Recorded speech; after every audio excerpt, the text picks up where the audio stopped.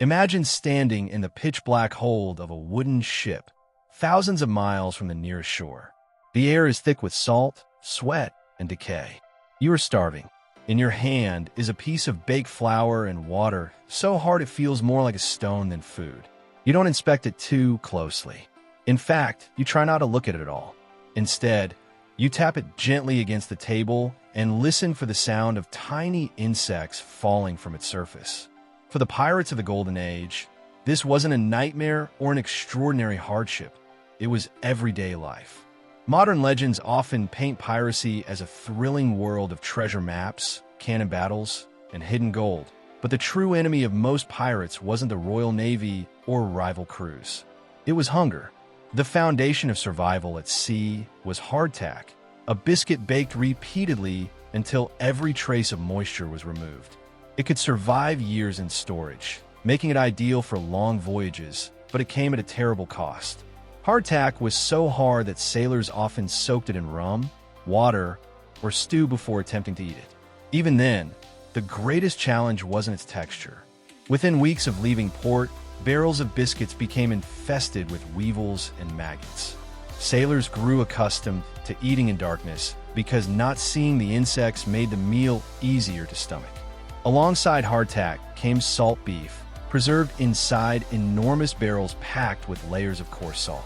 Months later, under the scorching Caribbean sun, the meat emerged looking less like food and more like weathered leather. Before it could be eaten, it needed to be soaked in fresh water for days to remove some of the salt. This was a difficult sacrifice because fresh water was one of the most valuable resources aboard any ship. Even after soaking and boiling, the meat often shrank dramatically, leaving behind a rubbery, salty meal that provided calories but little comfort. Please don't forget to like, share, and subscribe to our channel Storm Rats for more epic history stories. Life became even more difficult when it came to drinking water. Stored in wooden barrels for weeks or months, fresh water quickly turned stagnant. It developed a slimy layer that sailors described as ropey, producing a foul smell and an even worse taste. Drinking it was unpleasant, but sometimes there was no alternative. This is one reason alcohol played such an important role in pirate life. Rum and beer were not simply recreational drinks. They were practical tools of survival. Mixed with questionable water, alcohol helped improve taste and reduce some contamination. One popular pirate drink was bumbo, a mixture of rum, water, sugar, and nutmeg that provided energy while making life at sea slightly more bearable. Yet no amount of rum could protect sailors from the most feared disease of the age, scurvy. The illness began quietly with exhaustion and weakness. Then came the bleeding gums, loosening teeth, and reopening wounds. As vitamin C disappeared from the diet, the body's connective tissues began to break down. Between the 15th and 18th centuries, scurvy killed millions of sailors and claimed more lives than storms, shipwrecks, and naval battles combined. Pirates, however, sometimes stumbled upon effective solutions.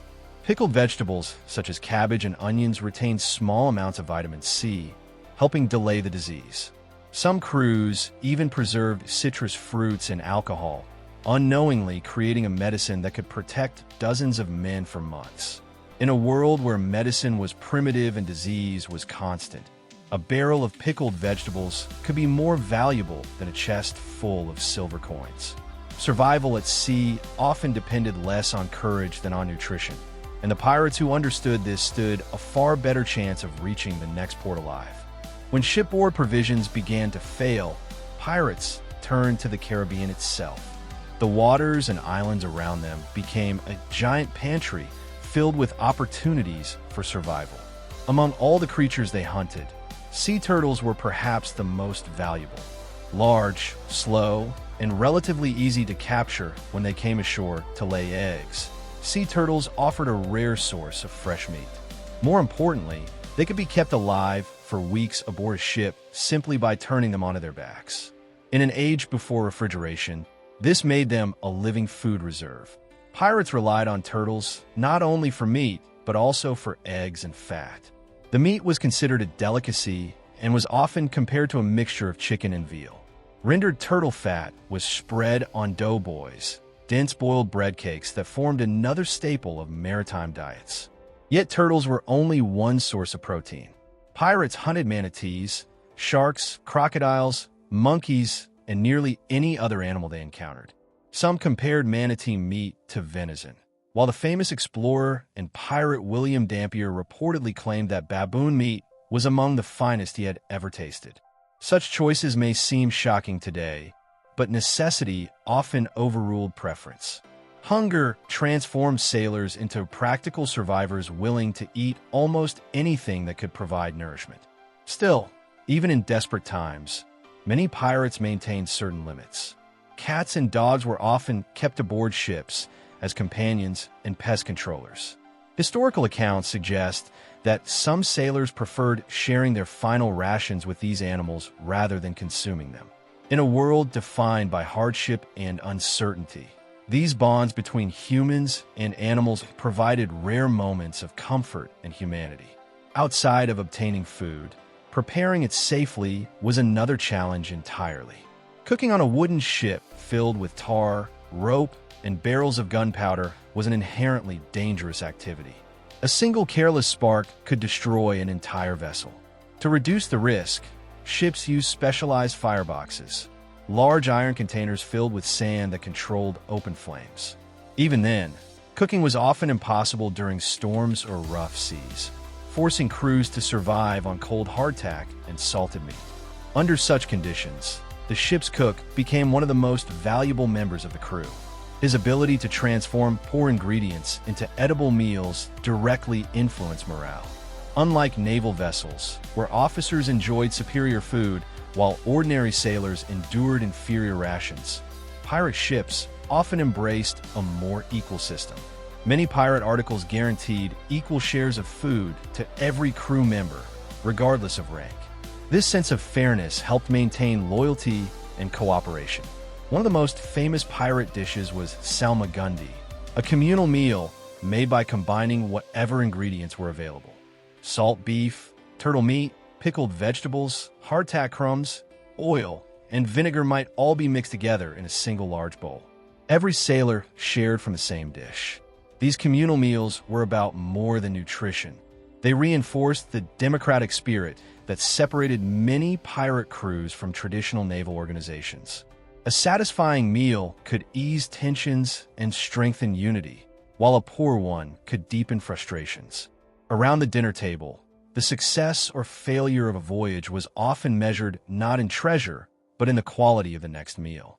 Eventually, however, even the most resourceful pirates faced situations where no amount of skill or planning could overcome reality. When food supplies vanished, hunting failed, and ports became inaccessible, starvation loomed. Historical records describe instances in which desperate crews resorted to eating leather equipment.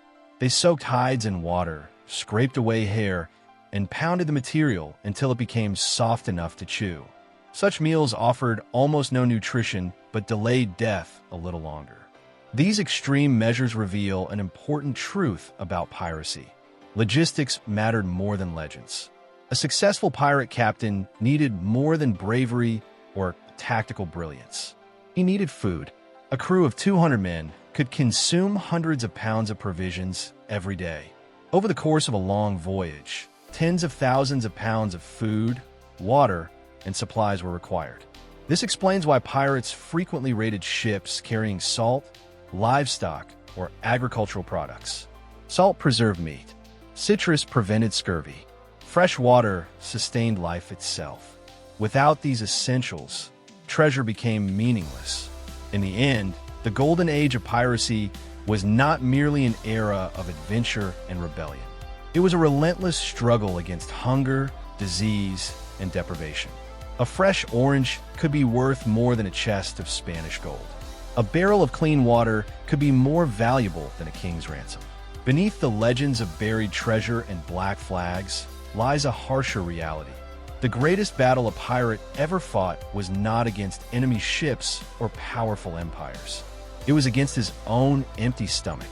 That battle never truly ended, and for countless pirates, it was the one war they ultimately lost.